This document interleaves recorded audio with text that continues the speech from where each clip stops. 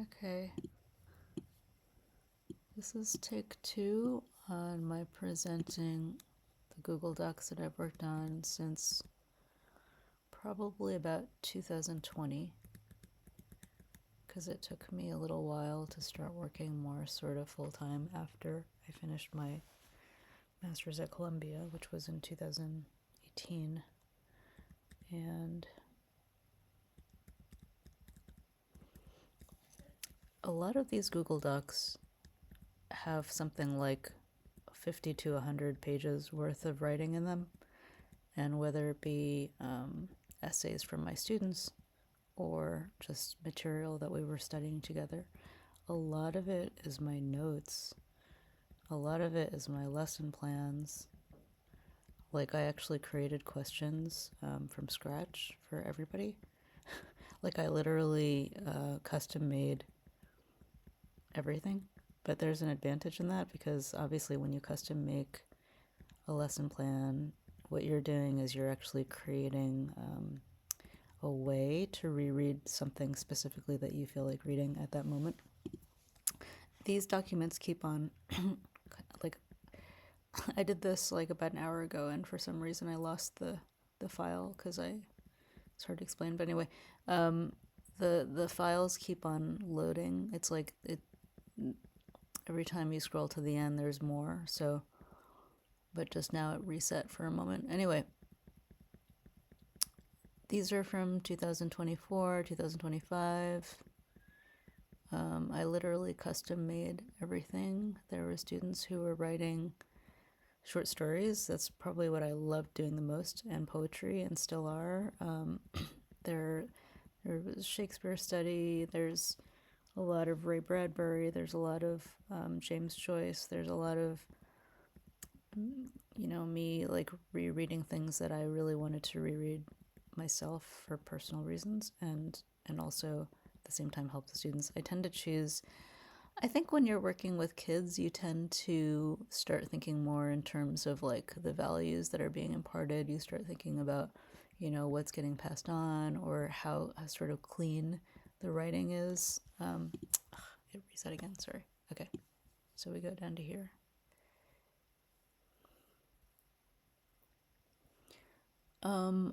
I found that I really liked to go back to things that I read when I was a kid. And I used to find that like when I was in my 20s, when I was in college, in my 20s, in my 30s, I wanted everything that I did to be more like adultish. But I think that my secret is that I'm not really like that. Like, I think that at heart, it makes sense that I'd want to write stuff that's more like family oriented, and that's what I like to teach as well. Because when I really sort of, you know, put my nose to the ground in terms of like really tutoring these kids who were between the ages of 9 and 17. Some of them were actually in college once in a while. Some of them were actually graduate students. I actually did work on PhD dissertations as well once in a while. And I found that I became a lot more self-conscious about like what I was actually passing on, both in terms of how clean the writing was and also in terms of the content. So yeah, it's interesting how that happens, and that's part of why that's happening with me with filmmaking as well. Because so the fact that, okay, now notice that there's more documents that are loading. So these are, now we're in 2000. Oh, we're still in 2024. Okay, now we're in 2023. So again, a lot of these documents actually have like 50 to 100 pages of work within each of them. So like I'm kind of OCD when it comes to when I actually have the energy and when I'm healthy. I have the drive to do something, and I usually only have that kind of drive when I'm kind of doing it for the first time. And so I kind of live on a kind of beginner's luck, I admit it. It's not really luck, but like, for example, the very first time I taught at SVA as an adjunct professor, I got some really great feedback. Like, I had like one student say that I was her favorite professor at the entire school, things like that, which was crazy. But that was because I had the kind of, fear and excitement about being an adjunct professor that allowed me to really sort of fly in terms of like the way that I delivered my lectures or the way that I responded to students. I was very passionate, but I mean, frankly, like after that, I didn't have the same feeling, you know. So that's part of the reason I don't feel that worried about progressing slowly in anything, is because I've always been aware that a lot of times people's best work is something that they do at the beginning. But I mean, it's also like what they do at the end. It's kind of like what they do at the beginning and the end. So I've already had many beginnings and endings, and I find myself constantly beginning the world again and again, just like the Innocence Mission song.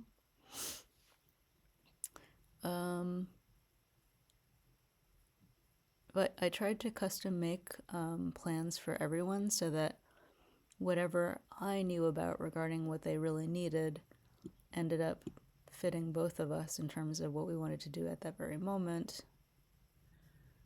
And it really wasn't easy. It took all of my psychic energy to do that because I tend to be shy. I mean, and so I put a lot of thought into that for every single student, and was constantly changing topics and needs for every single student, even like the age level, all that. And I was very, very lucky because I got to work with people for like at least a year most of the time, which was for me a lot more fulfilling than, so now we're getting into 2021. It was a lot more fulfilling than like when I was working as an adjunct professor. I didn't really like the fact that a lot of times you would just never see anybody again after half a year. After a semester, you would bond with people, and then most of the time you wouldn't see them again because most students don't actually take more than one class with a particular professor, and that can be very lonely. So actually was lucky that for the majority of the students that I got as a tutor, I actually got to stay with them for like closer to 2 years, like between 1 and 2 years, and some of them for even longer. And so that was psychologically, that was something that really saved me a lot. And being able to travel while doing that, major. What else? I don't know. I got to be very clear about everything that I was interested in on my own. It was sort of like, what influenced you? What can you say about it? I don't remember. A lot of it's like that sort of thing.